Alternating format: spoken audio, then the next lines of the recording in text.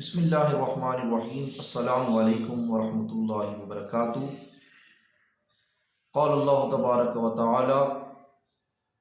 وقالوا قلوبنا غلف بل لعنهم اللہ بکفرہم فقلیلا ما یؤمنون۔ صدق اللہ العظیم۔ الحمدللہ، ایک نئے ویڈیو کے ساتھ ہم حاضر خدمت ہیں۔ سامعین محترم احباب اچھی طرح سے جانتے ہیں کہ ہمارا ایک سلسلہ یہود کی ہسٹری کے متعلق چل رہا تھا، تو اس میں یہ نیا پارٹ آپ کی خدمت میں ہم پیش کر رہے ہیں۔ سامعین محترم، اللہ تعالیٰ نے قرآن مجید فرقان حمید میں یہ ارشاد فرمایا کہ یہودی کہتے ہیں ہمارے دلوں کے اوپر پردہ ہے۔ ان کے دلوں پر پردہ نہیں، بلکہ اللہ تعالیٰ نے ان کے کفر کی وجہ سے ان کے اوپر لعنت فرمائی ہے، بس ان میں تھوڑے ہی ایمان لانے والے ہیں۔ سامعین محترم، جب نبی پاک صاحب الاولاق صلی اللہ تعالیٰ علیہ وآلہ وسلم یہود کو حق کی دعوت دیتے، اسلام کی دعوت دیتے، تو باتیں سننے کے بعد وہ عذرائے مذاق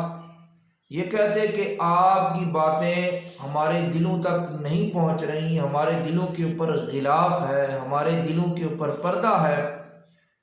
ہم آپ کی بات کو سمجھ ہی نہیں پا رہے۔ تو اللہ تعالیٰ نے ان کے اس قول کا رد فرمایا کہ ایسی بات ہرگز نہیں کہ وہ آپ کی بات کو سمجھ نہیں رہے، یا ایسا ہرگز نہیں ہے کہ ان کے دلوں کے اوپر کوئی غلاف ہے، یا ایسا بھی نہیں ہے کہ ان کو ہم نے فطرتاً ایسا پیدا فرمایا، بلکہ جس طرح باقی لوگوں کو فطری طور پر پیدا کیا، باقی لوگوں کا فطری طور پر دل موجود ہوتا ہے، اور دل کے اندر حق کو پہچاننے کی، حق کو ماننے کی، اور اسی طرح جو سامنے چیزیں ہوتی ہیں ان کے اوپر ایمان لانے کی، پرکھنے کی، جانچنے کی صلاحیت ہوتی ہے۔ فرمایا کہ یہ صلاحیت ان کے دلوں میں بھی ہم نے رکھی ہے، لیکن اے محبوب، کیونکہ انہوں نے آپ کے ساتھ مذاق کیا، آپ کے ساتھ تمسخر کیا، آپ کے ساتھ حسد کیا، آپ کے ساتھ بغض رکھا، آپ کے ساتھ دشمنی رکھی، آپ کی نبوت کو، رسالت کو لوگوں سے چھپایا، اور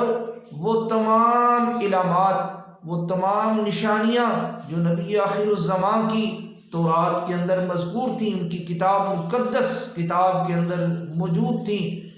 انہوں ظالموں نے ان نشانیوں کو بھی تورات میں سے بدل ڈالا، نشانیاں بدلا ڈالی۔ تو اس وجہ سے اللہ تعالیٰ نے ان کے اوپر لعنت فرمائی ہے، اور اس لعنت کی وجہ سے اب وہ ایمان لانے کے قابل نہیں رہے۔ معلوم یہ ہوا سامعین محترم، یہاں پر یہود کا تذکرہ ہو رہا ہے، لیکن یہ قانون اللہ تعالیٰ کی طرف سے عمومی قانون ہے کہ جب انسان حق بات کو سمجھنے کے باوجود، تمام حقائق فیکٹس اس کے سامنے موجود ہوں، اس کے باوجود اگر وہ حق سے انحراف کرتا ہے، حق بات کو نہیں مانتا، تو اللہ تعالیٰ کی طرف سے ایسے شخص کے اوپر لعنت مسلط کر دی جاتی ہے، اور اس کی وجہ سے وہ پھر اندھیروں کے اندر بھٹکتا رہتا ہے۔ سامعین محترم، یہود کا یہ ہر دور میں وتیرہ رہا۔ جس طرح نبی پاک صلی اللہ تعالیٰ علیہ وآلہ وسلم کو انہوں نے مزید بھی اذیتیں دی ہیں، انشاءاللہ آئندہ پارٹ میں ہم اس بات کا بھی ذکر کریں گے کہ یہود تو وہ قوم ہے کہ جو رسول اللہ کے نام پر دشمن کے اوپر فتح حاصل کیا کرتے تھے۔ یہ اس کفر کی دلدل میں کیوں پھنس گئے؟ اس کی وجہ یہ تھی کہ انہوں نے نبی آخر الزمان کے اوصاف کو چھپایا۔ آج بھی دنیا میں جو احباب نبی پاک صلی اللہ علیہ وآلہ وسلم کی شانیں اور ان کی عظمتیں بیان کرتے ہیں، لوگوں پر کھول کھول کر بیان کرتے ہیں، اللہ تعالیٰ ان کی زندگی کو، ان کے دلوں کو، ان کے چہروں کو روشن رکھتا ہے۔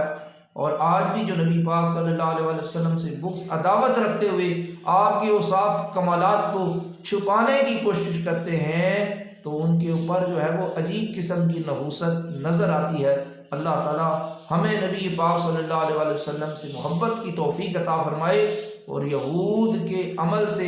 یہود کی دوستیوں سے، یہود کے ساتھ رشتہ داریاں، تعلقات بڑھانے سے ہم سب کو محفوظ رکھے۔